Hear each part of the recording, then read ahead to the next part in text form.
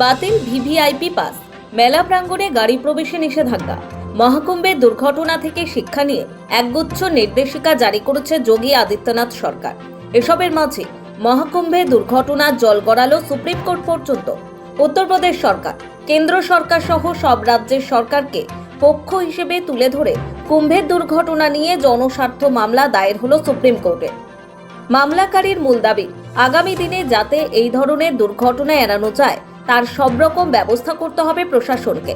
একই সঙ্গে বুধবারের দুর্ঘটনার জন্য যারা দায়ী তাদের কঠোর শাস্তির ব্যবস্থা করতে হবে।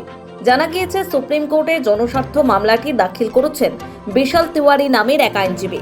তার বক্তব্য, অবিলম্বে প্রয়াগরাজ মহাকুম্ভের দুর্ঘটনার রিপোর্ট তলব করুক সুপ্রিম কোর্ট। যেসব সরকারি আধিকারিকের গাফিলতিতে এই দুর্ঘটনা, তাদের বিরুদ্ধে শাস্তিমূলক ব্যবস্থা নেওয়া হোক। মামলায় কেন্দ্র সরকার, উত্তরপ্রদেশ সরকার সহ অন্য সব রাজ্যের সরকারকে পক্ষ হিসেবে তুলে ধরা হয়েছে। মঙ্গলবার ভোররাতে কুম্ভে অমৃত স্নানের সময় হুড়োহুড়িতে পদপিষ্ট হয়ে বহু মানুষের মৃত্যু হয়। মৃতের সংখ্যা ছাড়িয়েছে 30, আহত বহু। মৃতদের পরিবার পিছু 25 লক্ষ টাকা করে আর্থিক সাহায্য ঘোষণা করেছে উত্তরপ্রদেশের যোগী আদিত্যনাথ সরকার।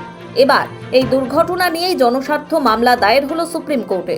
ওই জনস্বার্থ মামলায় আরও একাধিক দাবি করেছেন মামলাকারী।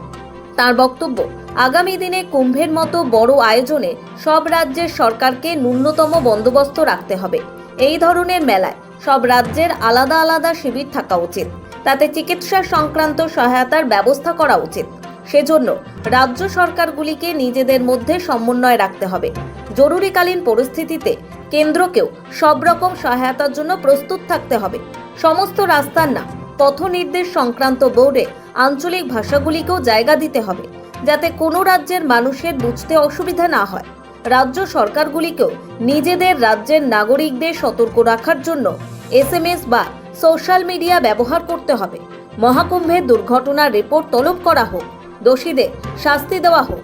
ভিভিআইপিদের চলাফেরার জন্য আম আদমির কোনো অসুবিধা হচ্ছে না সেটা সুনিশ্চিত করতে হবে। ব্যুরো রিপোর্ট, সময়, কলকাতা।